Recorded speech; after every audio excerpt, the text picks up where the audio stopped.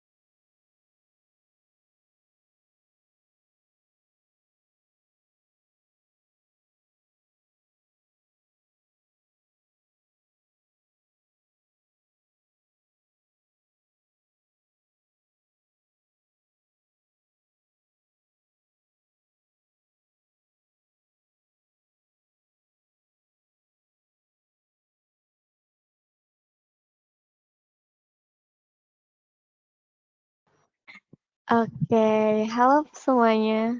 Suara saya kedengeran nggak ya? Terdengar. Siap. Salam kenal nih semuanya.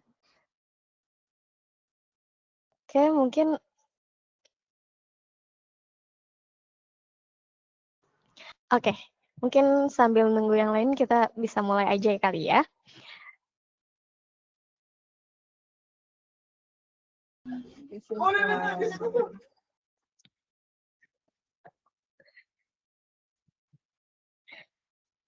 Halo semuanya. Selamat siang Bapak, Ibu, dan rekan-rekan semuanya. Terima kasih sudah meluangkan waktunya untuk hadir di acara webinar eksklusif Boosting Manufacturing Efficiency with Odo. Perkenalkan, saya Aulia dari PT Jidoka Sistem Indonesia, dan saya akan menemani Bapak, Ibu, dan rekan-rekan semuanya sebagai moderator dalam sesi ini, sesi kita yang penuh insight pada hari ini. Oke, mungkin saya akan jelaskan lebih dahulu agenda kita pada siang hari ini. Pertama, kita akan mulai dengan pembukaan dan perkenalan tentang PT Jidoka Sistem Indonesia. Kemudian kedua, pemaparan materi oleh Bapak Aris Prianto. Setelah itu, kita lanjut dengan sesi tanya-jawab. Kemudian ada kuis interaktif berhadiah. Dan yang terakhir, kita tutup acaranya bersama-sama. Ya. Mungkin sebelum masuk ke acara utamanya, izinkan saya memperkenalkan tentang PT Jidoka Sistem Indonesia kali ya. Saya izin share screen ya, Bapak Ibu, teman-teman semuanya.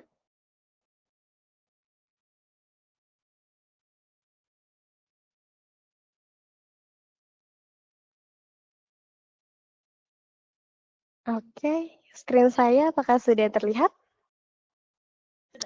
Sudah, Kak. Oke. PT Jidoka Sistem Indonesia merupakan partner resmi ODO di Indonesia. Kami berfokus pada implementasi dan pengembangan sistem ERP untuk membantu perusahaan-perusahaan melakukan transformasi digital yang efisien dan terintegrasi. Kami juga telah dipercaya oleh berbagai perusahaan ya, dari mulai UMKM hingga korporasi besar dalam meningkatkan produktivitas dan efisiensi bisnis mereka. Seperti itu. Gitu. Nah, alamat kita ada di Jalan PP Urban Town di Teluk Jambai, Karawang, Jawa Barat. Nah, tidak hanya implementasi dan pengembangan, tapi Jidoka juga membantu kita sebagai konsultan, kemudian implementer ERP, support ERP juga, dan kita juga menangani integrasi IoT untuk kebutuhan industri, perusahaan, serta tani database, Prosgel ini ya,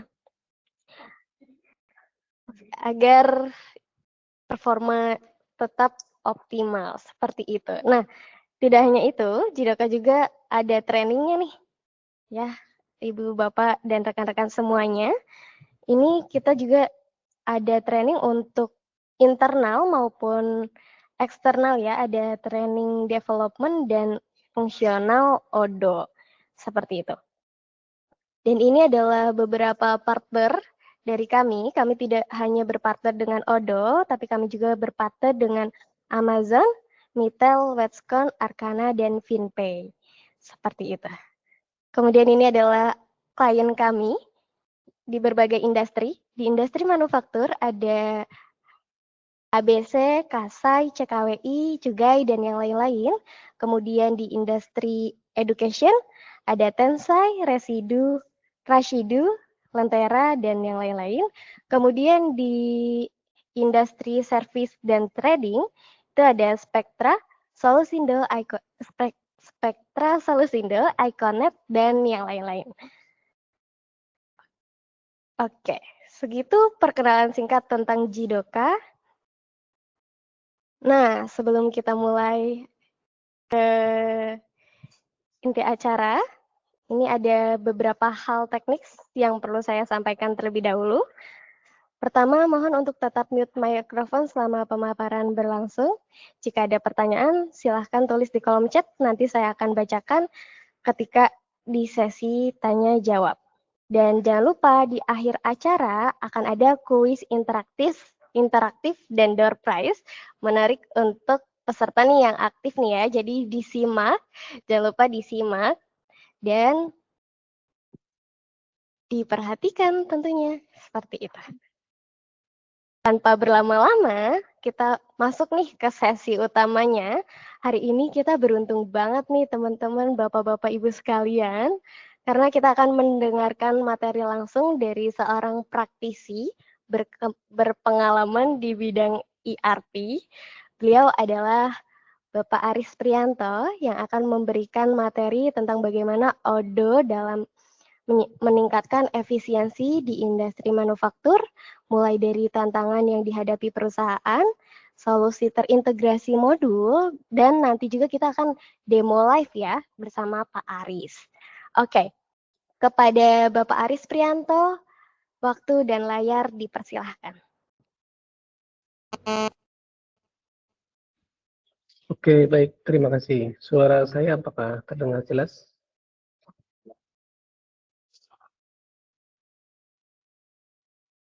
Oke ya, izin share screen.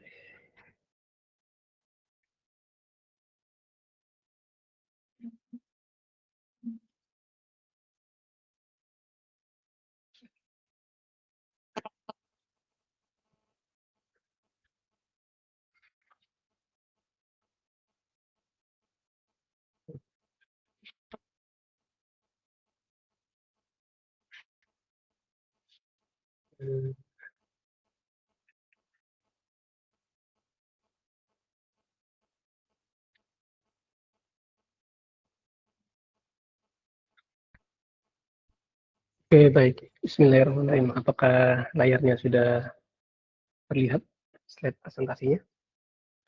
Sudah, Pak. Sudah ya, oke. Sebentar.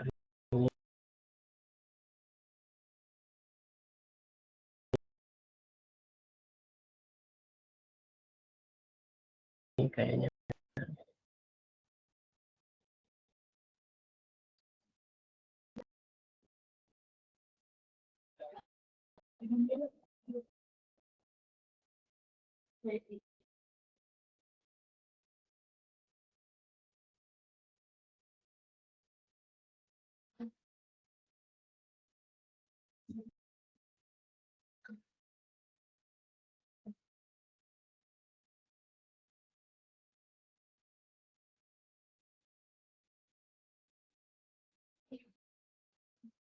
Oke, saya share screen lagi ya. Maaf tadi nggak tampil.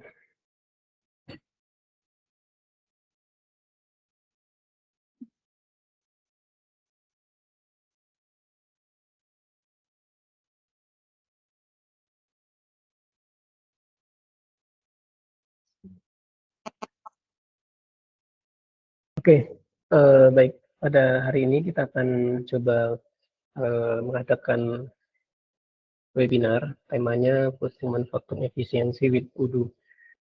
Nanti kita akan coba memaparkan materi webinar ini terkait Odoo dan dicoba untuk demonya ya. Sebelum lebih lanjut, izinkan saya perkenalkan diri. Profil terkait Jidoka tadi sudah disampaikan ya. Kami partner Odoo, kemudian partner HWS dan partner Nitel. Kemudian saya sendiri, Aris Prianto, sebagai tim teknikal di Jidoka. Ya, mungkin seperti itu. Kita mulai dari apa sih tantangan di industri manufaktur ya. Nah ini kita coba bahas. Yang pertama, supply chain disruption and volatility. Ini terkait dengan keadaan di zaman yang sekarang, itu sistem supply chain akan bisa terdisrupsi. Misalnya karena ada mungkin kondisi geopolitik, kemudian kenaikan bahan baku, kemudian dan lain-lain yang menyebabkan mungkin sistem supply chain-nya akan terganggu gitu. Kemudian nanti akan mengakibatkan kita overstock, kemudian salah planning dan lain-lain. Nah, intinya banyak hal yang tidak terduga di dalam industri manufaktur, terutama karena faktor eksternal gitu. Kemudian yang kedua terkait dengan biasanya tidak efisien di operasional bisnis atau di operasional manufaktur karena mungkin ada hambatan atau yang lainnya. Nah, ini akan mempengaruhi nanti hasil akhirnya adalah di biaya manufaktur tersebut dan efisiensi di manufaktur tersebut. Nah, misalnya karena teknologi yang mungkin dipakai sudah nggak relevan atau nggak bagus gitu ya. Kemudian tidak terintegrasi antar departemen atau antar bagian. Kemudian terkait dengan planning yang nggak bagus sehingga nanti jadi hambatan di produksi. Gitu. Kemudian lanjut ada tantangan yang terkait inventory ya. Biasanya masalah terbesar adalah bagaimana mengontrol inventory yang di baik itu di ranah untuk produksi bahan baku maupun hasil akhirnya. Jadi walaupun sudah diproduksi tapi maintenance juga bisa ada kendala di situ, di sisi inventory. Kemudian di sisi quality dan kepatuhan terhadap regulasi atau aturan terkait dengan proses manufaktur. Nah, misalnya isu quality-nya itu tidak terdeteksi dengan bagus atau tidak tercatat dengan bagus, tidak tertangani dengan bagus. Kemudian terkait dengan regulasi, misalnya formulasi BOM yang harusnya dipakai, namun di aktual pas proses produksi itu tidak terkontrol. Mungkin ada perubahan yang tidak tercatat atau tidak terkontrol dan lain-lain. Kemudian terkait dengan skill atau tenaga yang terampil terkait implementasi sistem, biasanya itu juga jadi tantangan. Jadi di operator produksi misalnya, itu kan mungkin untuk teknologi manufaktur atau administrasi di ERP itu kan kurang memahami ya. Nah, itu jadi tantangan juga. Jadi perlu tenaga ahli atau tenaga yang bisa mengoperasikan ERP di produksi atau manufaktur. Kemudian terkait dengan real time atau masalah dengan kontrol, entah itu kontrol shock dan lain-lain. Jadi kalau di industri manufaktur biasanya karena prosesnya kompleks, itu tidak real time. Kebanyakan di klien-klien kami yang manufaktur, mungkin juga yang lain ya, itu biasanya input hasil produksi satu shift setelahnya atau satu hari setelahnya. Nah, itu kan nggak real time, jadi nggak langsung bisa diketahui hasilnya atau bagaimana kondisinya. Kemudian terkait tekanan ekonomi. Tekanan ekonomi ini maksudnya adalah kita kan dituntut untuk mengikuti keadaan yang saat ini. Misalnya saat ini kan inflasi dan lain-lain, itu tuntutan ekonominya luar biasa ya. Jadi kita gimana caranya bisa menjual produk kita, misalnya tanpa menaikkan harga karena persaingan dan lain-lain. Nah, jalan satu-satunya yaitu efisiensi di proses atau di bahan bakunya. Mungkin seperti itu ya. Nah, ini beberapa tantangan di industri manufaktur. Nah, kemudian nanti kita coba jabarkan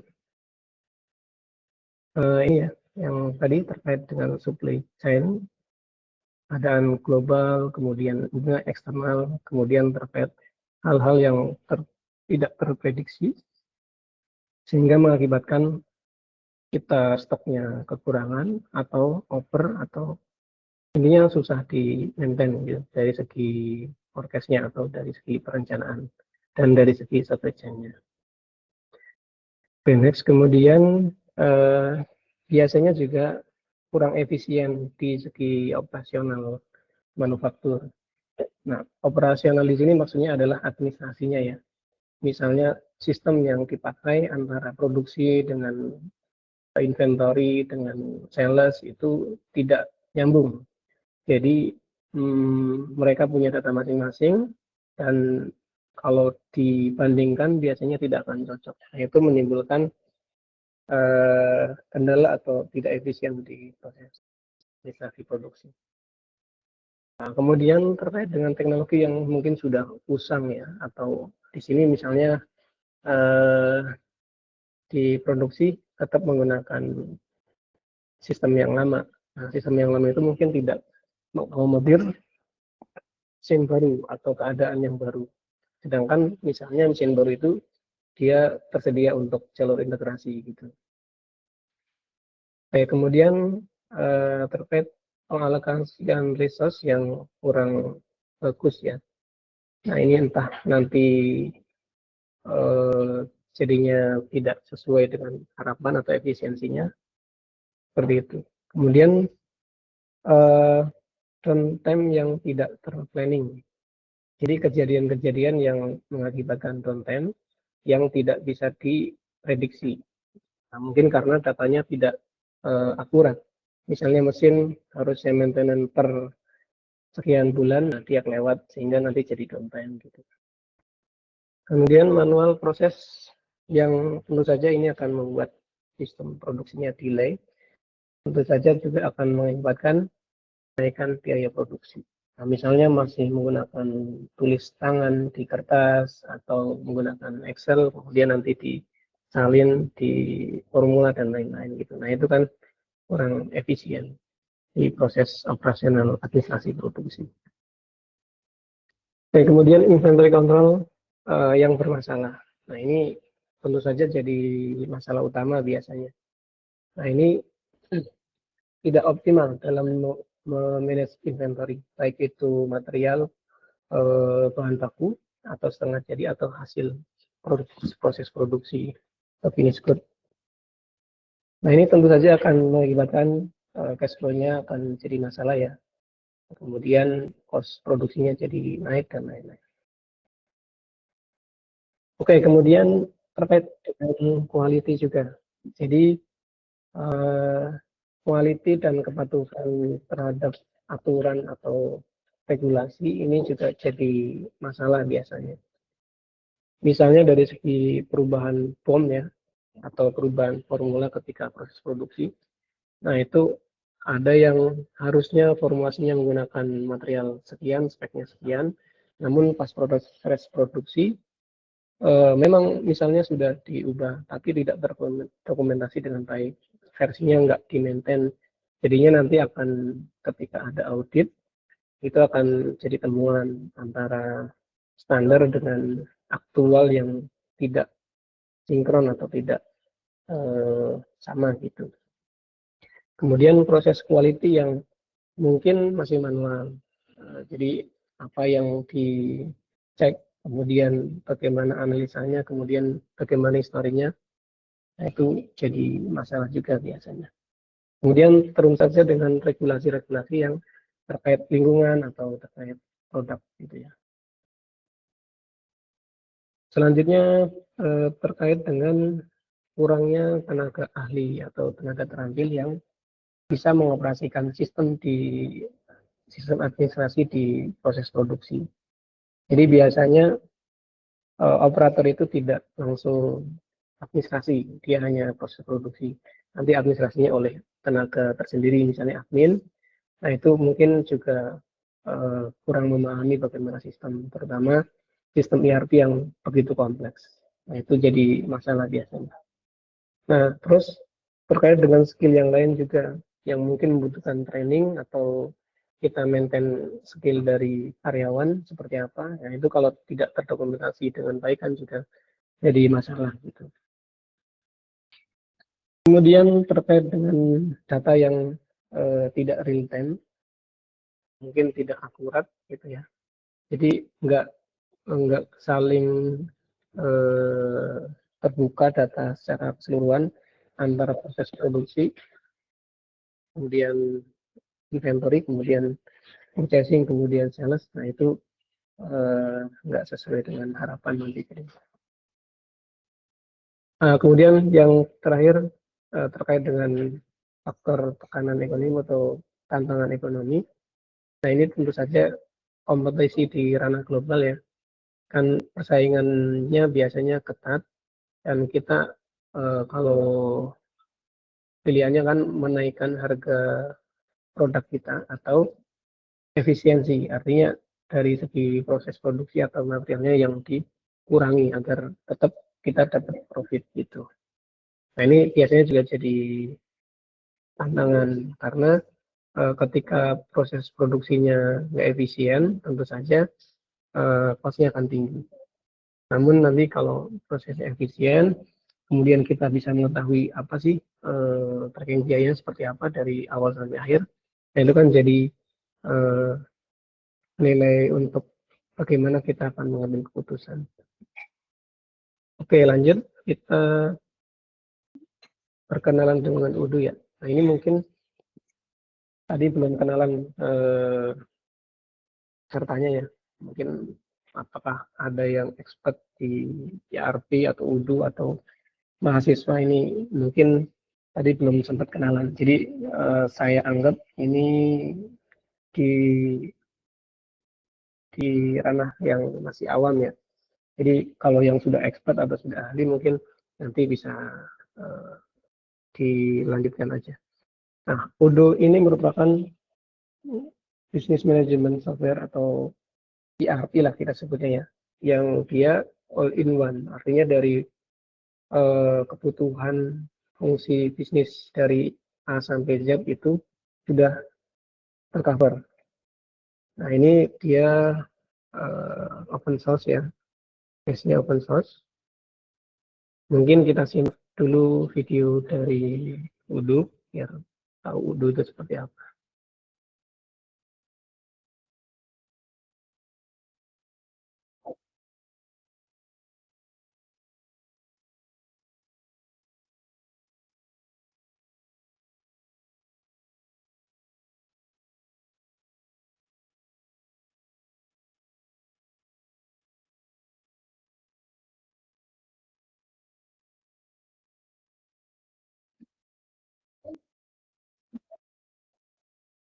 Suaranya nggak masuk. Oke, kalau suaranya nggak masuk berarti saya jelaskan ya. Jadi Udo itu, sebentar audionya saya matikan. Sistem yang terintegrasi. Nah, di sini dia ada fitur chatting ya, tampilannya kurang lebih seperti ini. Jadi nanti kalau ada opportunity, dia akan masukkan ke CRM, tampilannya juga user friendly, ya drag and drop. Kemudian tim marketing itu bisa langsung membuat quotation dari opportunity yang sudah dimasukkan. Nah, nanti di sini pemilihan service atau produk kita itu bisa dalam bentuk Kanban seperti ini atau katalognya. Jadi memudahkan. Nah, kemudian ini bisa langsung dikirim email dari sistem. Jadi nggak perlu kita download dulu kemudian kirim manual. Nah, kemudian nanti template quotation-nya itu sudah bisa ada tambahan kayak proposal. Jadi ada gambar atau ada halaman tambahan atau ada spesifikasi lain gitu. Nah, ini semuanya udah dari sistem. Kemudian nanti customer akan menerima quotation kita dalam bentuk email. Di situ ada link. Kemudian nanti ketika diklik akan ke portal dan bisa tanda tangan ordernya di sana. Nanti otomatis Udo akan merecord ini sebagai order yang valid. Nah, kalau ini terkait dengan project, nanti ada planning pengerjaannya, kemudian integrasi dengan chapter 3. Kemudian kalau ada dokumen pendukung ini akan bisa dilampirkan, entah itu invoice dari vendor atau dari pihak yang lain, nanti dimasukkan. Kemudian ada otomatis pembuatan dokumen dari dokumen yang dilampirkan atau sistem OCR gitu ya, PAI. Nanti datanya masuk otomatis.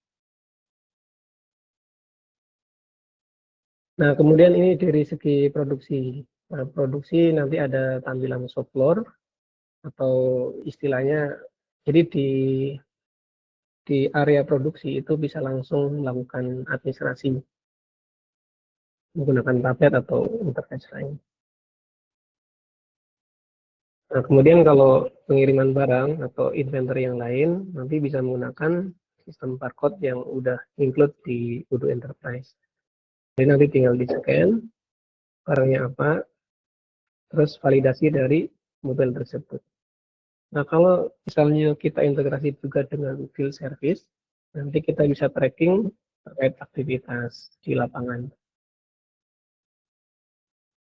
Nah, ini juga ada integrasi dengan POS atau point of sale ya. Jadi produk yang kita punya itu bisa dijual di retail atau nanti dijual di toko online. Nah, ini juga sudah terintegrasi dengan e-commerce-nya. Webnya ini ada buildernya, ada AI-nya juga.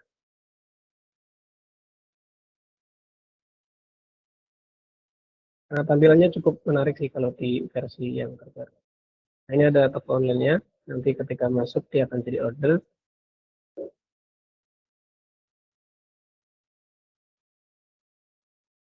Nah, kemudian ada statistik. Ini contohnya email blasting atau email marketing. Jadi kita bisa mengirimkan campaign atau newsletter ke peserta yang kita bisa ambil dari beberapa sumber, entah itu mailing list atau dari kontak atau dari yang lainnya. Yang penting ada di Odoo, nanti bisa diambil, kemudian dikirimkan newsletter. Nah, di sini kita akan mengetahui tracking email tersebut, berapa yang terkirim, berapa yang jadi order gitu. Oke, kemudian juga sudah otomatis ada dashboardnya. Nanti dashboard ini bisa di custom juga seperti spreadsheet. Oke, itu kurang lebih fitur-fitur di Odoo ya. Tentu saja masih banyak fitur yang lain terkait integrasi di satu sistem Odoo. Oke, itu ya, itu videonya dari odoo.com. Oke, jadi intinya sih kelebihan Odoo atau kenapa itu Odoo bagus. Yang pertama, base-nya open source. Jadi kita bisa mengembangkan dari Odoo open source-nya. Nah, terkait nanti misalnya mau pakai enterprise, ya itu tinggal lisensi enterprise-nya. Perbedaannya biasanya hanya di segi kelengkapan modul dan support. Kemudian Odoo itu all in one. Artinya semua kebutuhan itu kita bisa sudah tercover lah di Odoo gitu ya. Walaupun nanti mungkin kalau implementasi di negara seperti Indonesia ada perlu kustomisasi di beberapa fitur. Dia semuanya terintegrasi. Jadi misalnya dari pembelian sampai penjualan sampai invoice dan lain-lain itu terintegrasi. Hampir semuanya bisa di custom atau mudah di custom dan user friendly. Oke, terkait manufaktur, nah ini kita bisa cek di websitenya Odoo ya. Nah, ini aplikasi manufaktur di Odoo. Jadi mengkombinasikan antara MRP, MES, PLM, dan Quality. Material Requirement Planning, Manufaktur Execution System, Product Life Cycle Management, sama Quality, sama Support. Nah, jadi di Odoo, ini ada penjelasan terkait shop floor. Nanti akan ada fitur seperti real time simulasi. Jadi ketika bom kita sudah buat, nanti kita langsung tahu berapa sih cost produksinya kurang lebih ya. Ini ada costingnya. Kemudian terkait ketersediaannya juga akan ditampilkan apakah ini tersedia atau enggak. Kemudian planning produksi atau planning manufaktur ini juga planning manpower-nya ya, itu bisa di custom dari Odoo atau bisa di maintain dari Odoo, entah itu planning manpower-nya, entah itu planning manufakturnya. Nanti tampilannya akan seperti ini, jadi visualnya lebih dapat. Kemudian ini juga terintegrasi dengan barcode. Nanti operation produksi bisa dari barcode. Bisa paperless, jadi semua operation itu kalau menggunakan software ininya bisa kelihatan walk instruction-nya. Jadi nanti di lapangan tahu oh step-step produksinya seperti apa sih, nggak perlu ada tempelan kertas lagi gitu. Ya, kemudian ini fitur-fitur lengkapnya. Baik, kurang lebih seperti itu. Nah, terkait Odoo nanti lebih detailnya bisa dikunjungi di odoo.com. Nah, ini contoh pemaparannya. modul-modulnya. Nah, ini kalau misalnya tanpa Odoo. Jadi kita akan menggunakan banyak aplikasi terpisah. Sedangkan kalau pakai Odoo itu cukup satu aplikasi. Jadi,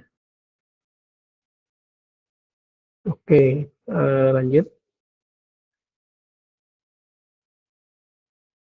Nah, terkait dengan solusi Odoo terkait permasalahan atau tantangan yang tadi di depan, itu lebih ke kita coba mapping modulnya ya. Walaupun nanti modul detailnya akan lebih banyak. Nah, karena Odoo itu full integrasi dan modular, maka aplikasi yang di Odoo itu hampir bisa mengatasi apa yang jadi kendala, walaupun itu dari segi administrasinya aja ya. Nah, kalau terkait teknis ya nanti, atau terkait implementasinya nanti tergantung dari bisnis proses dan lain-lain. Nah, contohnya supply chain description. Jadi ketika kita menghadapi tantangan supply chain yang tidak jelas atau tidak atau berubah-ubah, nah, namun dengan Odoo nanti kita bisa pakai aplikasi dan kita bisa lebih dini mengetahui apa yang terjadi gitu. Misalnya ada keterlambatan, berarti di Odoo itu udah kelihatan, oh ini mungkin impornya akan jauh lebih lama nih barang datangnya gitu, karena prosesnya ada keterlambatan dan lain-lain. Jadi semuanya akan kelihatan kalau diimplementasikan dari MRP, inventory, purchase, dan sales. Kemudian terkait efisiensi di operasional, nah khususnya di produksi kita menggunakan modul MRP atau manufaktur dengan ditambah shop floor. Jadi maksudnya nanti di proses produksi itu kalau memungkinkan mereka akan administrasi produksinya di shop floor. Jadi di lapangan langsung produksi apa, menggunakan bahan apa itu dicatat secara real time. Tidak menunggu nanti shift berikutnya atau hari berikutnya. Kemudian terkait inventory control, masalah-masalah terkait inventory, tentu saja menggunakan sistem inventory Odoo. Nanti di situ ada reordering rule atau menjaga ketersediaan stok agar aman gitu. Kemudian kalau mau real time kita juga bisa menggunakan barcode. Nah, seperti itu ya. Dan lain-lain. Intinya nanti ada mapping bagaimana add-on yang bisa mungkin digunakan untuk mengatasi atau mengefisienkan proses yang tadi. Kita bahas satu-satu. Ini contohnya dengan menggunakan sistem Odoo, nanti kita bisa memforecastkan demand. Misalnya kalau terkait dengan customer, pengiriman customer itu bisa di-planningkan, nah kita masukkan ke dalam MPS misalnya. Nanti di MPS akan bisa ditarik ke belakang. Kita butuh apa aja sih dan berapa lama lead time-nya gitu. Kemudian terkait traceability nanti kita juga ada traceability berdasarkan lot atau serial. Jadi nanti ketika ada isu kita akan tahu itu sumber datanya dari mana.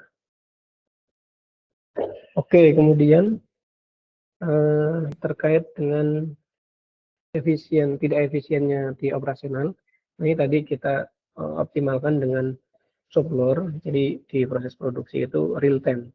Kemudian untuk aktivitas stok, perpindahan stok itu menggunakan barcode, hingga nanti real time, tidak menunggu shift berikutnya atau hari berikutnya.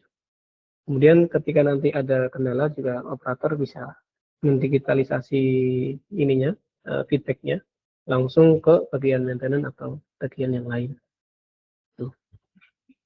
Kemudian terkait dengan inventory control, masalah inventory, nah ini tentu saja menu utamanya adalah atau modul utamanya adalah inventory. Nanti di inventory-nya Odoo itu ada banyak fitur yang bisa dipakai untuk memanage inventory, dari reordering rule atau replenishment atau yang lainnya, sampai nanti real time menggunakan device barcode. Kemudian terkait quality control, isu terkait quality ini juga yang tadinya mungkin manual, nanti deteksinya nggak real time dan nggak terdokumentasi dengan bagus. Nah, kalau dengan Odoo nanti semuanya sudah terintegrasi. Dari hasil produksi, dari transfer itu semuanya bisa dilakukan proses quality. Nanti juga ada rule-rule-nya. Apakah per quantity atau per dokumen atau per apa gitu. Kemudian nanti terkait kepatuhan dengan peraturan, misalnya terkait dengan standarisasi proses produksi, nah itu ada PLM. Jadi Product Life Cycle Management ini mengelola bagaimana engineering change atau perubahan mungkin material atau mungkin proses dalam proses produksi itu dipastikan menggunakan versi yang terbaru atau yang tervalid gitu. Nanti akan ada historinya, ada approvalnya dan lain-lain. Oke, kemudian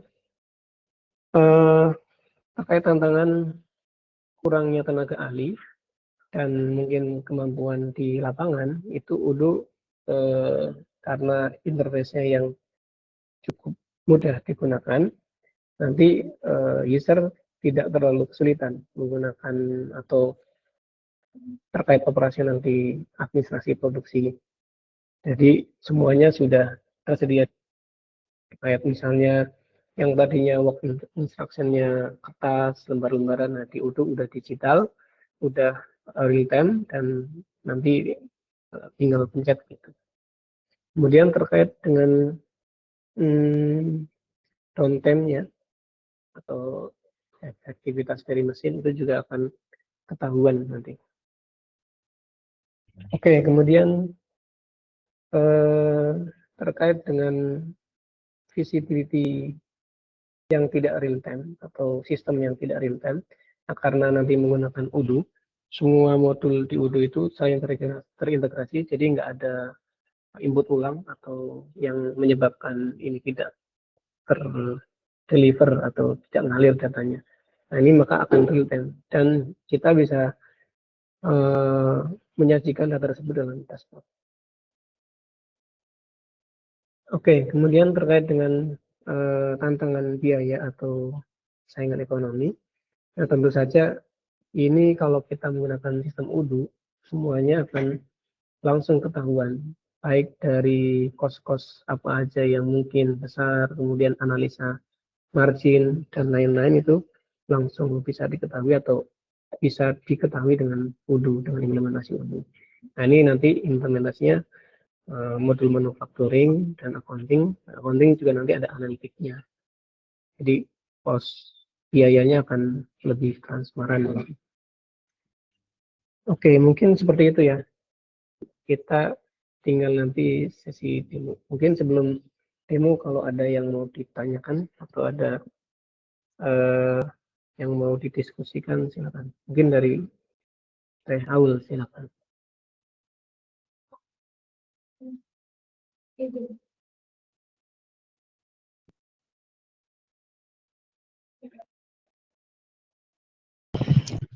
Oke, baik. Terima kasih banyak Pak Aris atas pemaparannya. Mungkin dari teman-teman ada yang mau tanya dulu? Atau kita mau lanjut demo dulu nih?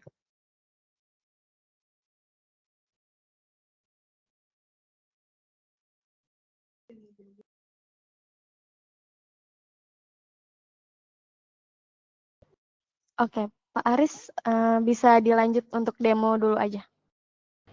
Oke, stop dulu. Kita coba demokan seperti apa manufaktur di UDU ya. Karena ini kita akan coba pakai UDU yang baru launching, UDU 19. Ini saya udah buat.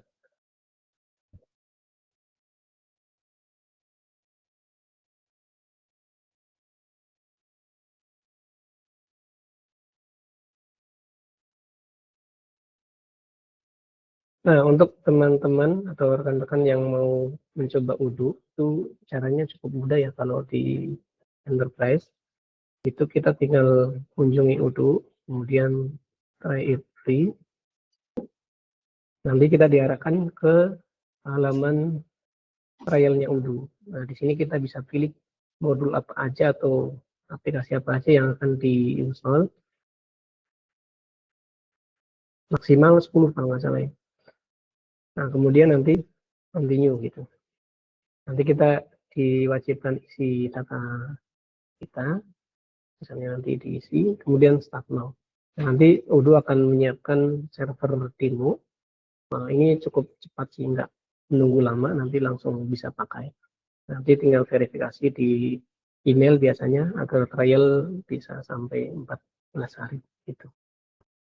Nah, ini saya contohkan udah buat ya kemarin. Nah, kita tinggal coba. Nah, ini seperti ini tampilan Odoo Enterprise. Saya pakai Odoo yang versi terbaru 19 sekian. Sambil coba-coba ya. Nah, untuk di sini aplikasi yang kita install, yang pertama sales, kemudian manufacturing, kemudian purchasing, kemudian accounting, inventory, kemudian shop floor. Nah, kalau yang lainnya silakan. Misalnya barcode, maintenance, silakan. Nah, yang mau kita demokan di sini adalah dari pembuatan produk, kemudian maintenance work center, BOM, dan review cost-nya. Kemudian baru nanti kita demokan bagaimana menangani order yang masuk, sehingga nanti nge-trigger manufaktur, nge-trigger pembelian, dan lain-lain sampai reporting gitu ya. Nah, kalau menggunakan sistem, tentu saja kita harus memastikan database-nya itu di setup. Artinya data-data pendukungnya itu harus dimasukkan dulu sebelum proses transaksinya dijalankan. Pertama kita masuk ke produk ini ya. Nah, di produk ini mengelola bagaimana produk tersebut nanti di sistem. Apakah contohnya ini flagging untuk dijual atau dibeli, kemudian ini barang atau jasa dan lain-lain. Nah, intinya semuanya di setup. Kemudian lanjut ke kalau misalnya ini di manufaktur, nanti kita perlu setup BOM. Tapi kalau ini dibeli, kita setup price list vendornya atau harga ketika pembelian itu berapa. Gitu. Oke, ini karena ini dolar, saya pakai demo yang satunya dulu. Ya, rupiah. Nah, enaknya Odoo itu, ini multi company ya. Dalam satu sistem kita bisa beberapa perusahaan yang tentu saja ini share database jadinya. Atau kalau misalnya satu perusahaan, satu grup, nah itu bisa saya seperti ini. Ini parent, ini child company-nya. Oke, ini saya udah pindah ke database yang IDR. Jadi misalnya gini, ini produk yang kita produksi, pastikan di input, kemudian di setup BOM-nya. Nah, BOM di sini menerangkan bagaimana formulasi produksinya nanti. Misalnya, ini produk cabinet with doors, ini diproduksi, kalau memproduksi satu itu membutuhkan komponen ini, apa aja gitu. Berapa banyak, nanti dikonsumnya di operation apa. Misalnya dalam satu proses produksi, dia butuh 2 kali operation atau 2 kali proses, yaitu masuk mesin 1 selama 10 menit, kemudian lanjut masuk line assembly 10 menit gitu. Nah, ini menerangkan bagaimana komponen dan operasinya. Kemudian nanti di sini kita akan langsung mengetahui bagaimana breakdown cost dari BOM tersebut atau proses produksi produk tersebut. Nah, contohnya ini untuk kabinet with doors ini karena formulanya tadi seperti itu, sehingga diketahui cost untuk proses produksi kurang lebih sekian. Nah, ini secara master ya, atau secara saat itu. Nanti kalau aktualnya tergantung bagaimana costingnya dan lain-lain. Nah, kalau kita tampilkan forecast-nya, nanti akan diketahui bagaimana kondisi saat ini dan itu butuh berapa. Nah, kita bisa langsung simulasikan di sini. Misalnya bagaimana kalau kita mau memproduksi 100 gitu. Oh, kalau 100 berarti estimasinya barangnya akan bisa dibeli dan akan tersedia di tanggal sekian gitu. Nah, kalau untuk ini produksi estimasinya di tanggal 23 karena butuh pembelian dulu dan lain-lain gitu. Nah, totalnya nanti sekian, tetap unit cost-nya sekian gitu. Oke ya, jadi di Odoo nanti kita bisa memaintain formulasi BOM-nya. Itu penting untuk menentukan cost biasanya. Karena jangan sampai nanti apa yang diproduksi dengan apa yang dijual itu ternyata jauh lebih besar yang harga produksi. Nah, itu kan kita jadinya nggak untung. Jadi dengan memasukkan sistem ke Odoo, kemudian kita maintain POM-nya, kita akan mengetahui bagaimana struktur komponennya dan bagaimana proses produksinya dan bagaimana biayanya gitu. Nah, kemudian yang penting juga biasanya adalah sistem maintain stoknya. Jadi Odoo memungkinkan memaintain stok inventory itu secara otomatis. Nah, ini kalau kita setting auto, ini kita tinggal masukkan bagaimana minimum dan maksimum ininya, stoknya. Nah, kalau misalnya saya setting ini nggak boleh minus, berarti ini harus setting minimum dan maksimum 0. Tapi kalau mau buffer, ini tinggal tambahkan buffernya berapa. Nah, routingnya nanti tergantung bagaimana produksinya. Apakah ini pengadaannya produksi atau dibeli. Gitu. Nah, setelah semuanya di setting, nah kita bisa simulasikan. Contoh ya. Nah, ketika tim marketing atau tim sales memasukkan order, kita masukkan aja di sini misalnya PT customer. Kemudian produk yang dibeli adalah kabinet Victor. Kemudian belinya atau ordernya misalnya 100 itu. Nah, ini sistem langsung tahu bahwa oh, produk ini nih nggak tersedia loh, dan ini baru akan tersedia nanti di tanggal 16 atau ini minus di tanggal 16 gitu. Nah, ini yang sudah terplanning ini nggak ada, masih 0. Nah, walaupun ini 0 kan tetap kita bisa order ya, karena order kan belum nggak wajib ada stok gitu. Nah, ketika ini sudah dibuat, nanti marketing akan kirim via email ke customer tersebut, tinggal send gitu.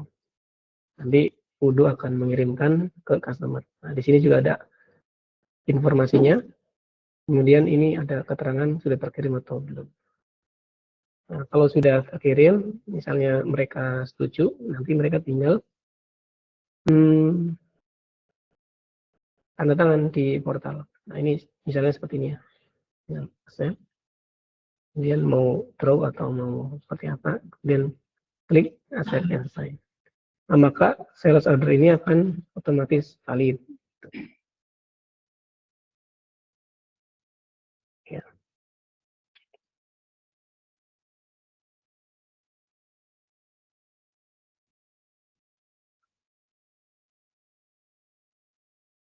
Nah, di sini akan ada keterangannya. Kemudian kita juga dapat quotation yang sudah ditandatangani oleh customer. Gitu. Jadi nggak perlu dikirim manual, kemudian balik lagi itu nggak perlu. Semuanya dari Odoo.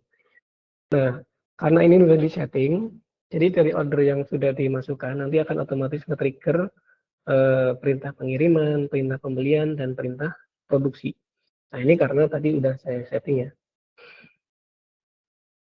Sistemnya terintegrasi. Nah, kita bisa cek di manufaktur, kemudian operation, kemudian manufaktur order. Nah, ini kita bisa cek di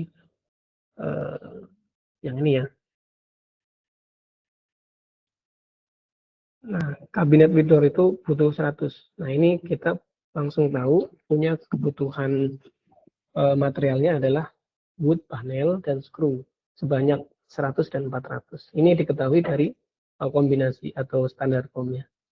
Kemudian nanti juga kita akan tahu itu akan jalan diproduksi mesin berapa, berapa lama, dan itu diplanningkan kapan gitu. Nah, nanti bagian planning itu akan bisa melihat entah per work center atau per production itu. Nah, mereka akan melihat nih planningnya apakah sesuai atau enggak. Nah, di sini planningnya udah otomatis menghitung jam kerja ya. Ini misalnya udah 8 jam. Jadi kenapa dia sampai tanggal 20 dan sampai tanggal 22 karena kuantitinya 100. Sedangkan kapasitas mesinnya itu tidak mampu melakukannya dalam 1 hari. Makanya ketika ordernya dilakukan di sekarang itu baru akan selesai di tanggal sekian gitu. Nah, ini langsung real time dari sistem memplanningkan. Nah, kalau misalnya kita mau mengubah rencananya, ini tinggal digeser aja. Ini kan bisa digeser gitu. Nah, jadi misalnya lanjut di 20 tapi lanjut di tanggal 21. Walaupun ini cuma pakai berapa jam gitu. Nah, intinya semuanya bisa divisualisasi dan bisa di-manage dari Udo gitu. Nah, itu terkait planning ya. Nah, selain planning, nanti juga di inventory itu kita ke ini dulu, ke purchase. Bagian pembelian materialnya, ini langsung tahu bahwa ada kebutuhan untuk membuka PO ke vendor sprue sama vendor kayu. Ini akibat dari order yang dilakukan oleh sales. Nah, di sini kita akan tahu butuh berapa. Kalau misalnya mau diubah, ini bisa diubah. Misalnya daripada 100, kita tambah jadi 200 sekalian. Karena mungkin terkait harga nanti dapat diskon atau seperti apa gitu. Intinya, sistem menyarankan harus buka PO ke sini. Dan ini kapan harus datang gitu. Ya, ini prinsipnya sama. Nanti RFQ atau kebutuhan material kita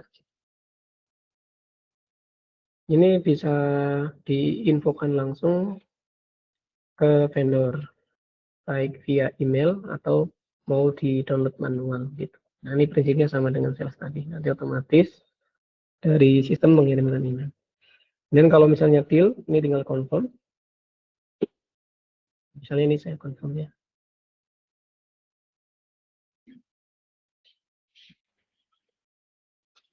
Nah, setelah purchasing melakukan order material, nanti bagian selanjutnya adalah bagian penerimaan. Nah, di bagian penerimaan nanti akan tahu ada operation yang harus mereka lakukan, yaitu penerimaan dari vendor masuk ke stok atau gudang kita. Nah, ini jelas instruksinya, apa yang harus diterima, berapa gitu. Nah, ini bisa dilakukan menggunakan barcode atau kita melalui web Udo. Misalnya ini saya validate ya.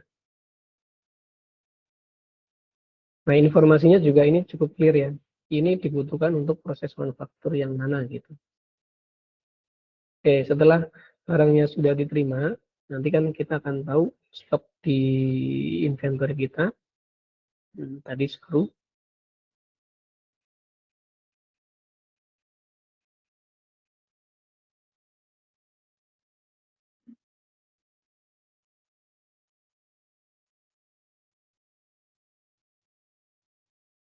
Ya, boot panel, kemudian screw-nya belum diterima kayaknya.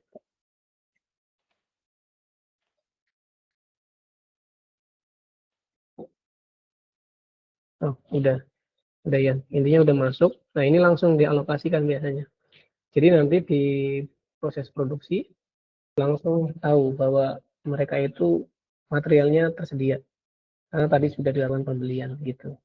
Nah, ini bisa dilakukan di sini atau nanti kita menggunakan shop floor di area produksi. Siapa yang login, nanti dia akan milih di mesin mana. Contohnya di mesin 1 gitu. Nah, di mesin 1 itu ada perintah untuk manufaktur 2 ini, 100-100. Nah, kalau misalnya mereka mulai, tinggal klik start, nanti timernya akan jalan.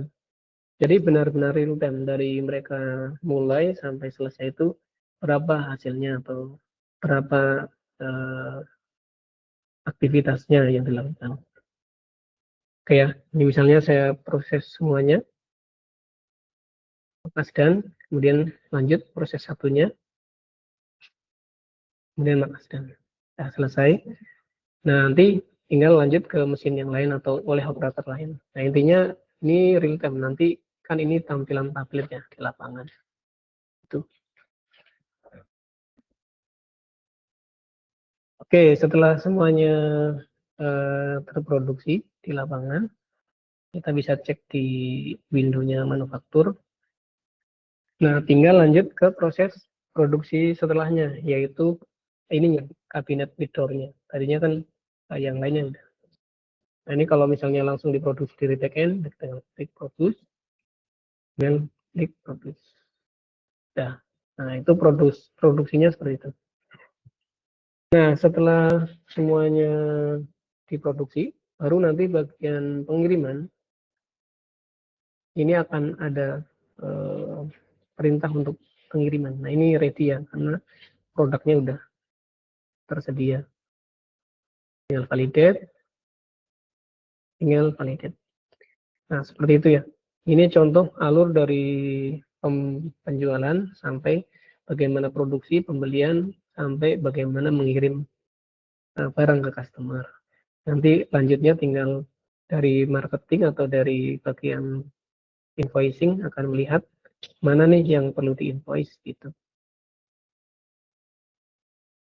Oke, ini tinggal create invoice dan lain-lain. Nah, seperti itu ya. Jadi ngalir dari A sampai Z. Mungkin ini dulu sebelum dilanjutkan lebih jauh. Apakah ada pertanyaan atau diskusi? Silakan.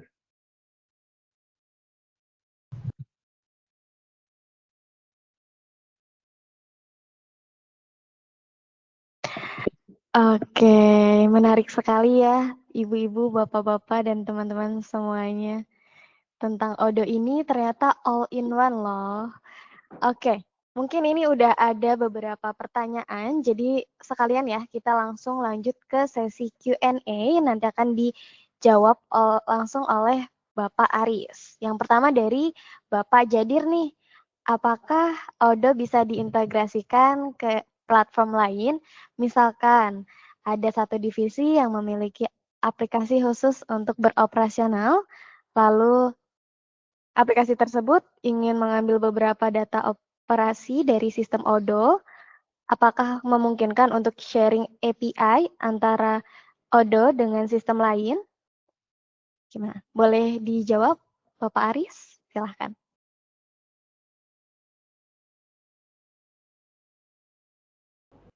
Sorry, Dimit. Oke, saya izin jawab ya. Tadi apakah bisa diintegrasikan dengan aplikasi lain? Jawabannya bisa. Odoo itu sebenarnya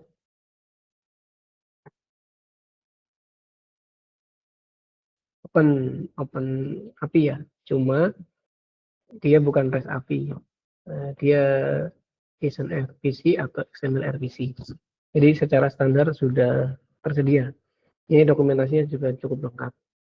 Cuma memang ini karena menyentuh ke teknisnya Odoo, jadi XML RPC atau JSON RPC ini langsung ke objek-objek Odoo. Jadi kita harus paham model Odoo, field Odoo, dan lain-lain gitu. Nah, ini ada teknis integrasinya. Nah, cuma kalau kita biasanya tidak menggunakan ini, tapi menggunakan REST API yang kita buat benar-benar REST API ya, bukan XML RPC atau JSON RPC. Gitu. Jadi jawabannya open, cuma tinggal diintegrasikan dengan standarnya ya. Tapi kalau mau custom juga itu memungkinkan. Gitu ya. Oke, begitu Pak Jadir. Jawaban langsung dari Bapak Aris ya, apakah sudah memuaskan? Atau mungkin kalau misalnya belum puas, boleh nih tanya-tanya lagi. Buat yang lain, Bapak Ibu dan semuanya juga boleh ya. Kalau misalnya mau tanya-tanya, langsung aja ke kolom chat. Pertanyaan kedua dari Bapak Nanda nih. Dalam konteks manufaktur, bagaimana Odoo menangani perhitungan kebutuhan material yang dinamis, terutama ketika ada perubahan mendadak pada order penjualan atau ada stok yang rusak? Oke. Terkait ini sebenarnya kalau disetting dengan otomatis itu langsung Odoo langsung recovery. Contohnya saya buat kondisi seperti itu ya. Jadi misalnya nih, kita punya order, kita duplikat aja, ingin confirm. Nah ini kan udah otomatis semuanya ya. Nah nanti kebutuhan pengirimannya juga ini sudah tahu berapa, produksinya berapa, dan pembeliannya berapa gitu. Ini semuanya sudah tahu. Ini kalau ini nggak tersedia. Kalau wood ini sedia. Nah, contoh kasus apa tadi? Berubah ordernya gitu ya. Nah, kalau ternyata sales deal-dealnya berbeda, misalnya tadinya ordernya 100, kemudian tambah lagi karena mau ada event apa sehingga kita nambah order gitu. Jadi walaupun itu sudah diplanningkan, ketika ini diubah, ini langsung akan sinkron dengan proses yang lain. Jadi tadinya misalnya cuma perintah produksi atau perintah beli sekian, dia langsung ngoreksi. Sebenarnya butuh berapa sih gitu. Ini diubah dari sekian menjadi sekian. Karena efek dari perubahan di depan. Nah, begitu juga di produksi ya. Kita cek di sini. Nah, ini juga mengubah dari 100 menjadi 1000. Jadi kalau disetting dengan benar, itu nanti akan trigger otomatis. Tapi ini kembali lagi ke policy bagaimana konfigurasi atau implementasinya, gitu ya. Nah, intinya Odoo akan mengetahui perubahan-perubahan tersebut. Nah, nanti kalaupun tidak otomatis, nanti ada namanya replenishment. Akan ketahuan di sini mana yang harus di replenish atau di order ulang. Nah, itu tadi contohnya kan otomatis ya. Nah, kalau nggak otomatis nanti di sini ketahuan. Contohnya saya ubah nih biar nggak otomatis.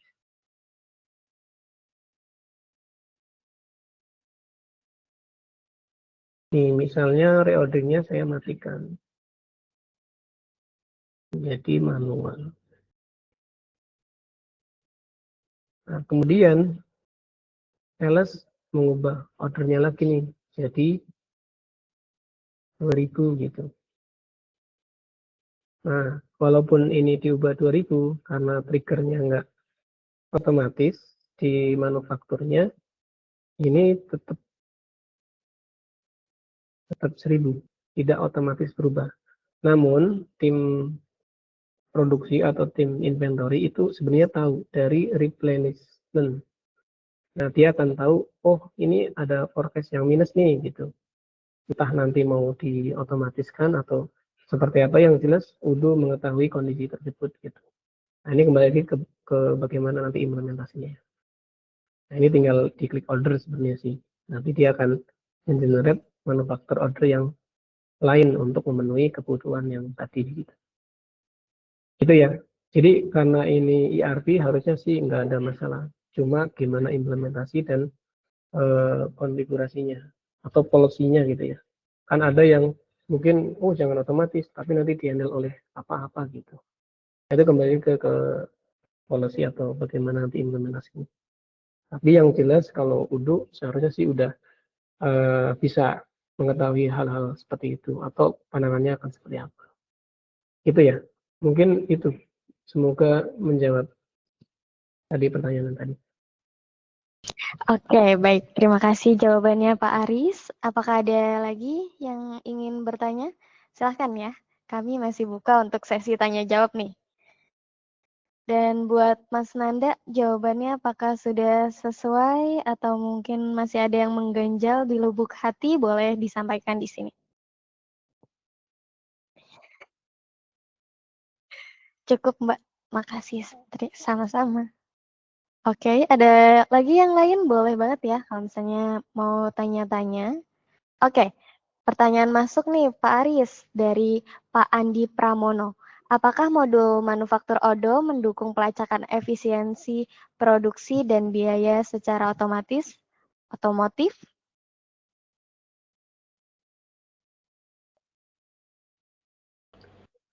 Maksudnya pelacakan biaya secara otomatis gitu ya? Iya, betul. Oh ya. Jadi ini saya nggak tahu nih kalau di versi yang baru ya. Intinya di Udo hasil produksinya itu sebenarnya akan bisa di-trace dari segi ini ya. Pertama dari segi yang dipakai, material yang dipakai. Itu traceability-nya sudah cukup mumpuni lah untuk nge-trace dari A sampai hasilnya nanti seperti apa gitu. Itu kalau traceability secara inventory. Nah, kalau secara cost itu tergantung nanti implementasinya. Kalau implementasinya adalah otomatis, misalnya inventory automate, itu akan ketahuan dari proses produksi itu akan langsung terjurnal. Jadi di situ akan langsung bisa dianalisa, baik itu saya udah share sini ya, baik itu pas pembelian, pas produksi, pas proses apa itu akan diketahui gitu. Nah, cuma saya cek dulu nih kalau di versi 19.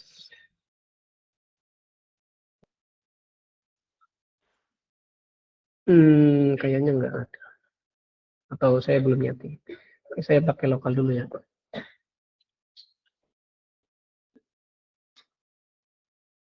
Jawaban singkatnya sih bisa. Dan itu harusnya nggak ada masalah sih, nggak ada isu gitu. Mungkin gitu ya. Kalau pertanyaan lain silakan. Ini saya sambil nunggu lokalnya up. Oke, bisa dijawab. Oke, ada pertanyaan lain sambil kita ini ya menunggu Pak Aris menyiapkan lokal hostnya. Boleh tanya-tanya aja buat Bapak Ibu semuanya. Kita masih open tanya jawab.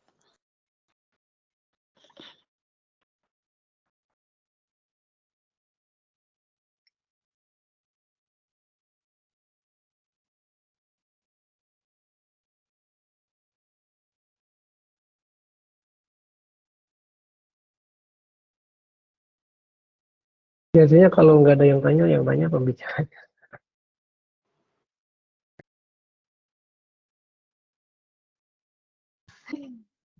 Oke, nanti akan ada kuis. Mungkin pembicara boleh kasih Dapat kuis ya. hadiah berarti ya. Ya, betul sekali. Selamat Wah. sore. Halo? Halo, boleh Ibu? Iya, saya mau bertanya nih terkait nya wudhu ini. Apakah ketika nanti kita akan mengintegrasi dari hasilnya, apakah akan ada keeroran atau kadang nanti ada copy link gitu, istilahnya error gitu. Pada integrasinya nanti, pada implementasinya nanti. Mohon penjelasannya. Oh iya, oke. Ini mungkin sudah pernah pakai Udo ya Bu. Kemudian ada custom dan ada error gitu ya Bu. Ya, pada prinsipnya sih error tersebut biasanya karena custom. Kalau nggak custom, jarang sih kalau muncul error. Kalaupun Oke, ada, gitu ya. biasanya akan di log aja gitu. Nah, kecuali kalau custom biasanya memang berpotensi error ya, tergantung ya customisasi dan testingnya seperti apa sih. Tapi yang jelas saat error, Udo akan secara default menampilkan pasangan errornya, gunanya untuk nanti tim teknis biar mengetahui itu seperti apa sih masalahnya dan solusinya akan seperti apa gitu. Jadi jawabannya kalau di custom kemungkinan errornya akan ada gitu ya Bu. Tergantung nanti customisasinya dan testingnya seperti apa. Oh, baik. Sebagai informasi, kami masih menggunakan Odoo dan sangat membantu. Ya, ini testimoni yang bagus nih. Nah, Terima kami kasih, juga Pak. memang beberapa implementasi itu hampir semuanya custom sih. Jarang yang nggak custom. Cuma ya memang hal-hal error seperti itu biasanya ditangani pas development atau pas implementasi gitu. Nah, ketika sudah jalan biasanya itu ya apakah memang logiknya yang salah atau seperti apa itu tergantung pas implementasi. Oke, terima kasih, Pak. Oke, maaf sebelumnya dengan Ibu siapa ya? Tadi kita belum kenalan Ibu. Boleh disebutkan namanya? Dengan Paris. Gimana Ibu bisa diulang? Paris. Dengan Paris. Saya Paris. Iya, salam kenal. Salam kenal Ibu ya. Iya. Oke, ini pertanyaan selanjutnya nih dari Pak Jadir lagi. Skalabilitas server Odoo untuk satu perusahaan manufaktur seperti apa ya Pak?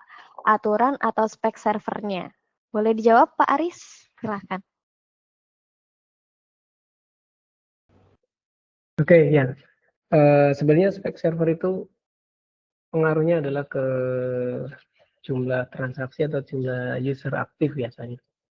Ada perhitungan standar Udo terkait konkurensi. Contohnya satu worker atau satu prosesnya Odoo itu bisa menangani kalau teorinya itu 6 concurrent user atau 6 yang user bareng-bareng gitu.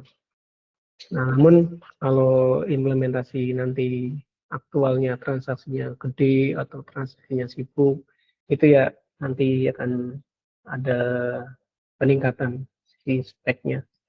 Nah, kalau requirement detailnya itu mungkin nanti bisa dicek di Odoo ya. Saya coba carikan. Nah, sebagai informasi, biasanya kita memulai dari yang kecil atau spek kecil.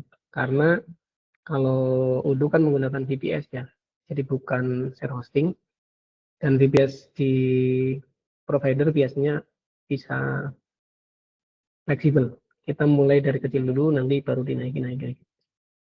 Nah, ini kalau secara singkat, Odoo itu sebenarnya minimal banget itu 2 GB RAM, kemudian 2 core CPU, seperti itu. Namun ini lebih ke nanti bagaimana bebannya sih, gitu ya.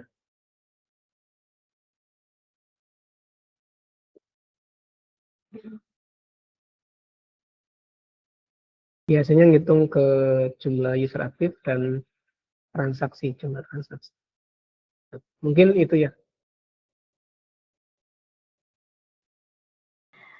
Oke, terima kasih jawabannya Pak Aris. Pertanyaan selanjutnya itu dari Pak Ardiansyah.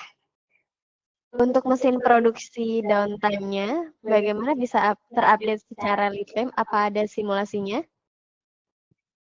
Simulasi Pak Aris. Downtime.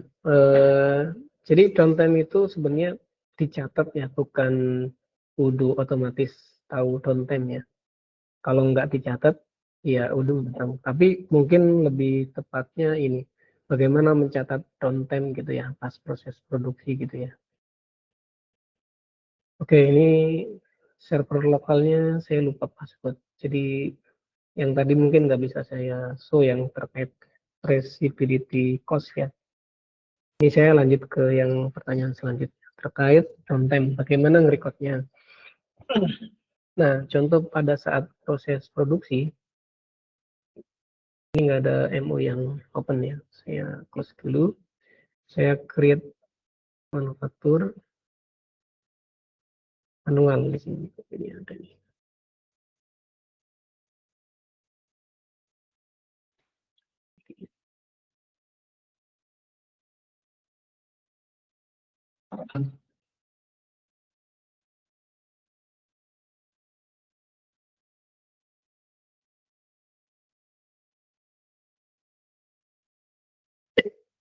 Ini saya terima dulu barangnya biar stoknya masuk.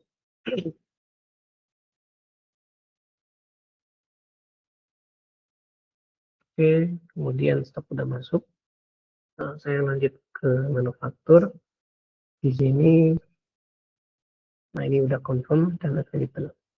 Nah, kemudian kita buka software. Nah, ini contoh proses produksi kalau menggunakan software ya. Kalaupun enggak, nanti tetap ada menunya sih.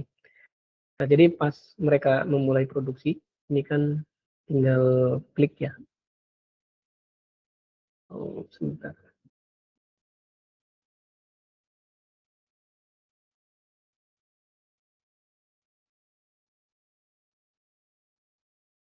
Kemudian ke software. Nah, ini dipilih. Dan start. Nah, ini kan pencatatan waktu produksinya atau productivity time-nya itu otomatis. Begitu juga kalau misalnya ada downtime. Nah, kita harus mencatat ini downtime-nya apa. Nah, biasanya kalau di sini kita masukin ke sini, kemudian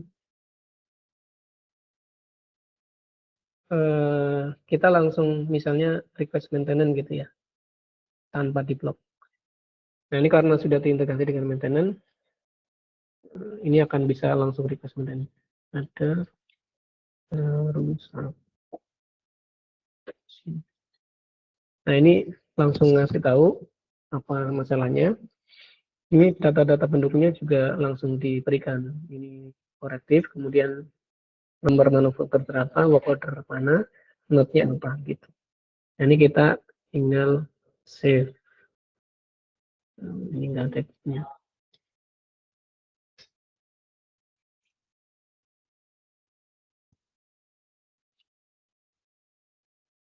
Sebentar, ini belum disetting.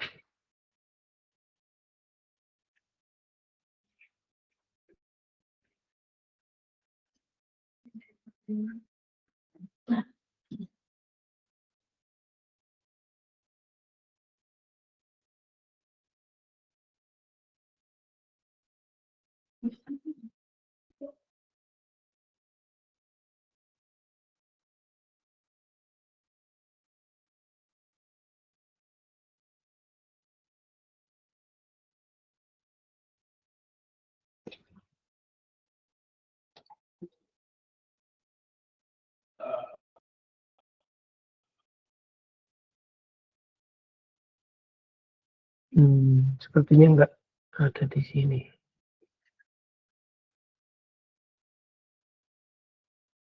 Nah, intinya ini nanti bisa di-blok ya. Di-blok, kemudian reason-nya apa. Misalnya equipment failure gitu. Kemudian ini apa. Tadi saya cari maintenance request, kayaknya belum ada di company ini. Jadi intinya proses produksi yang berjalan itu bisa di stop. Nah, nanti waktu stopnya sampai kapan dia running lagi itu adalah downtime. Itu cara nge-record downtime ya.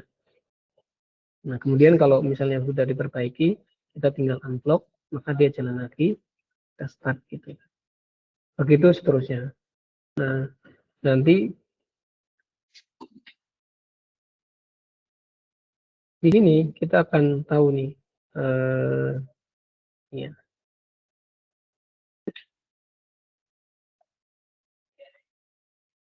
Oh, tadi nggak masuk.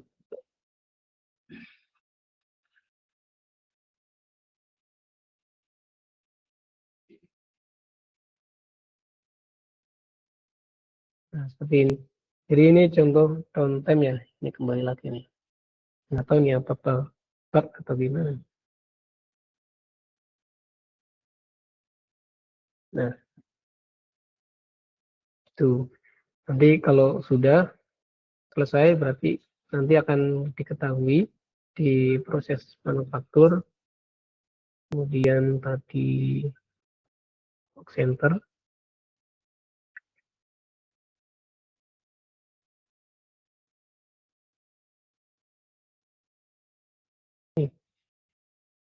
OI-nya akan tercatat. Jadi failure-nya berapa persen gitu. Berapa menit. Lebih ke pencatatan sebenarnya. Cuma tadi kayaknya nyaretnya di mana tuh, ini karena masih baru, familiar. Intinya di Udo dia mencatat konten di sistemnya secara real time gitu. Atau kalau backend ya mereka harus input tanggal dan durasinya secara manual. Gitu ya.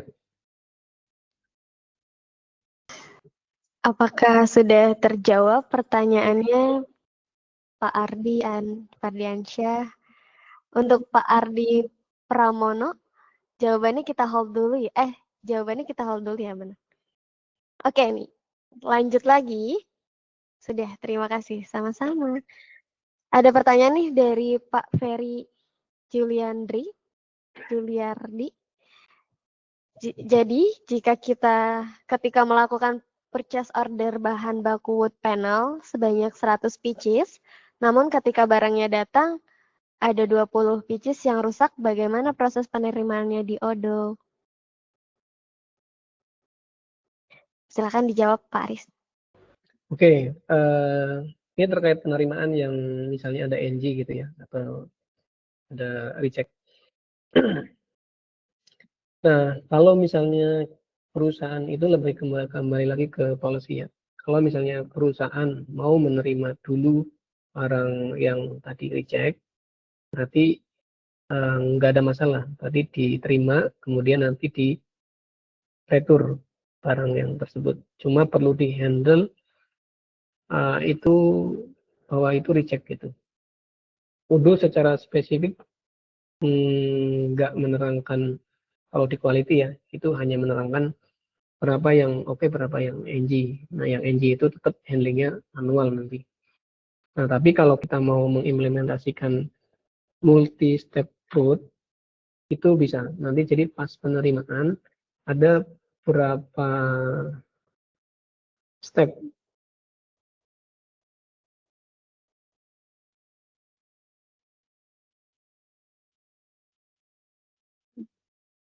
Nih,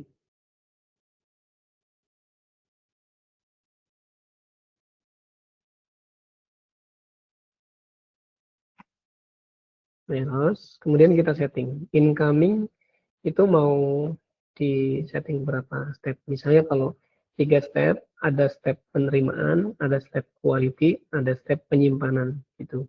Nah, kalau ada NG misalnya pas quality ketahuan NG, maka yang diterima ya yang good aja. Yang enggak good itu berarti dianggap tidak diterima. Entah nanti mau di retur atau disimpan, diterima, disimpan di lokasi yang berbeda. Nah, ini kalau mau secara step-step implementasinya itu benar-benar dipisahkan proses penerimaan, nggak sekali scan atau sekali terima langsung masuk gitu ya. Tapi kembali lagi itu ke kebijakan bagaimana nanti handling barang NG tersebut, apakah mau diterima dulu atau mau langsung tidak diterima gitu. Nah, kalau sistem memfasilitasi multi step itu untuk memastikan pengecekan dilakukan atau step-step penerimaannya itu dilakukan 3 step atau 2 step gitu. Seperti itu ya. Nah, saya contohkan kalau 3 step, ini saya confirm, misalnya wood panel sebanyak 10, ya udah, confirm. Nah, sekarang kalau kita ke inventory, itu mana tadi?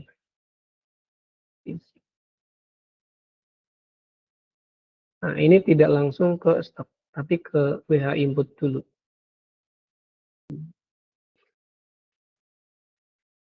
Ini sekarang tambah quality sama receipt ya. Kita coba. Nah, ini kalau kita validate, misalnya semua diterima gitu ya. Nah, dia masuknya ke WH input. Jadi belum ke stok internal perusahaan. Nanti lanjutnya ke quality nih. Tim quality akan terima barang tersebut, kemudian ini dinyatakan oke atau enggak. Kalau misalnya oke, ini saya jelasin handling inventory ya, bukan quality ya. Kalau quality nanti ada modulnya terkait pengecekan, poin-poin pengecekan. Nah, kalau yang saya demokan di sini adalah penanganan inventory-nya. Jadi nanti masuk ke quality. Nah, jadi dari input menuju ke quality control. Nah, ini mau diterima atau enggak ya kebijakan. Kalau misalnya enggak diterima, berarti ini enggak usah divalidate. Kita langsung masukkan ke quality, nanti diretur dari quality misalnya. Atau seperti apalah intinya handlingnya. Intinya ini tidak langsung ngefek ke stok. Stok itu maksudnya lokasi stok yang ini ya. Ini kan lokasi stok. Kalau ini lokasi quality gitu. Mungkin itu cukup menjawab ya terkait yang tadi. Nah, ini kembali lagi ke implementasi kebijakan dan lain-lain. Tapi yang jelas penanganannya bisa menggunakan multi step untuk memastikan ada beberapa langkah pengecekan atau penerimaan gitu. Mungkin gitu ya. Sudah cukup menjawab? Apakah belum? Oke, terima kasih. Sudah, Pak, terima kasih. Aris, oke. Oke, mungkin mengingat waktu ya, kita tutup untuk sesi tanya jawab ini. Berhubung tadi banyak sekali ya yang nanya. Jadi nanti di akhir webinar, nanti saya akan infokan untuk yang bertanya dan menjawab kuis nanti, akan kita undi, yang beruntung akan kita kasih atau kirimkan door prize gitu. Oke, mungkin kita masuk ke sesi berikutnya. Sesi yang ini ya. agak melegakan gitu ya, karena kita tadi udah membahas Odo. Sekarang kita lanjutkan ke sesi kuis. Oke, apakah Bapak, Ibu, dan semuanya sudah siap untuk menjawab kuis dari pembicara maupun moderator?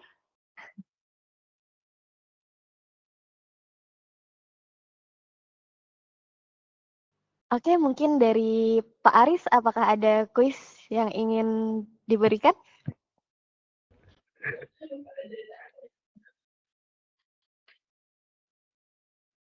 Apa ya?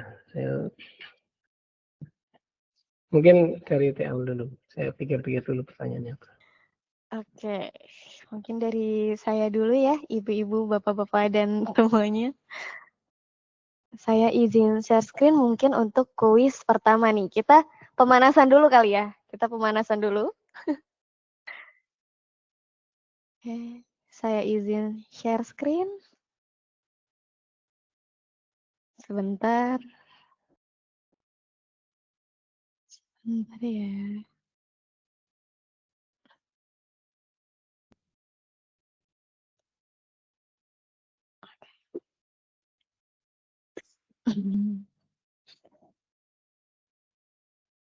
Apakah sudah terlihat screen saya?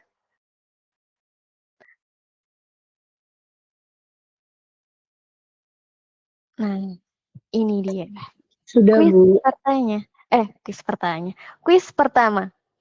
Aktivitas apa yang digambarkan oleh emoji ini? Boleh dijawab di kolom chat ya, Bapak, Ibu, dan rekan-rekan semuanya.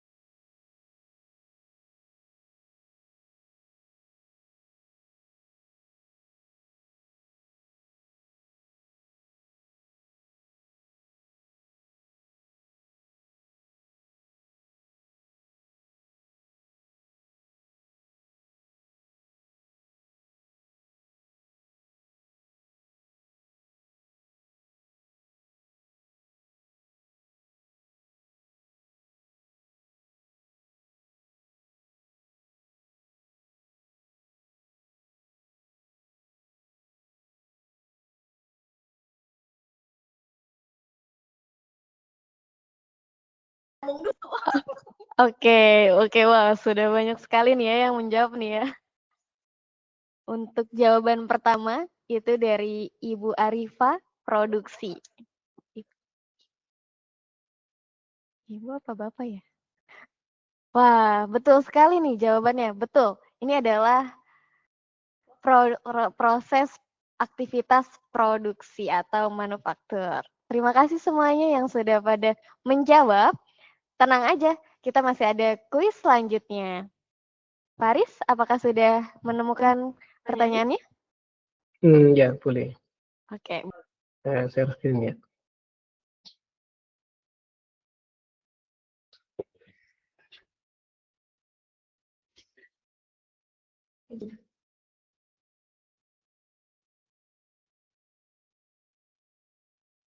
Ini contekannya.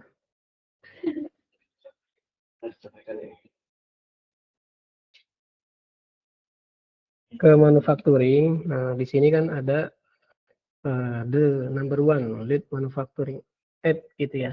Nah di sini tertulis MRP, MES, PLM, quality dan lain-lain. Nah, apa sih kepanjangan MES dan itu apa gitu, makhluk apa gitu? Coba silakan. Wah, menantang sekali. Dan ini udah disampaikan oleh Pak Aris tadi ya, waktu beliau memaparkan materi tentunya. Yang menyimak dari awal hingga akhir pasti tak. Oke, kita tunggu jawaban dari Bapak, Ibu, dan teman-teman semuanya. Nanti jawabannya Itu kita akan yang jawab Pak Martu Milian. Manufaktur eksklusif, ya betul. Sistem ya, betul eksekusi sekali. manufaktur. Ya. Ya, betul sekali. Benar. Apakah ada lagi Pak Aris untuk quiz selanjutnya? Sudah sih.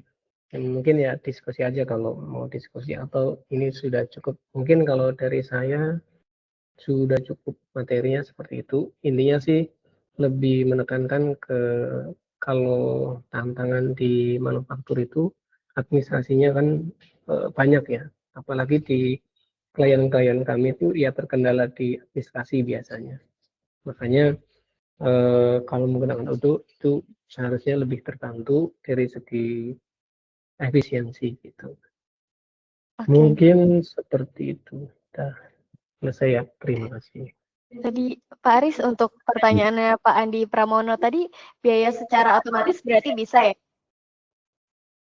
Yang mau didemokan tadi. Oh, itu lokalnya nggak bisa dibuka. Intinya itu bisa. Jadi kita bisa mengetahui proses produksi itu biayanya berapa sampai nanti material yang digunakan dan lain-lain. Kalau tracing inventory kan tadi udah ya. Nah, cuma kalau biaya itu juga sebenarnya ada kalau benar-benar real time di setting automate di jurnalnya gitu. Ya, seperti itu Bapak Ardi Pramono. Andi Pramono kata itu. Seperti itu. Terima kasih semuanya buat semua yang sudah hadir dan Bapak Aris tentunya ya yang udah kasih wawasan yang menarik dan luar biasa pada hari ini. Gak kerasa kita udah berada di penghujung acara nih. Jadi mungkin bisa saya tutup ya teman-teman semuanya. Terima kasih buat yang sudah bergabung dan mengikuti webinar pada hari ini. Untuk webinar selanjutnya, nantikan aja di websitenya Jidoka atau nanti saya akan info-info lagi ke Bapak Ibu dan teman-teman semuanya. Saya Aulia selaku moderator pamit undur diri. Sampai jumpa di webinar berikutnya. Salam sukses untuk kita semuanya. Terima kasih semuanya Bapak Ibu. Bye.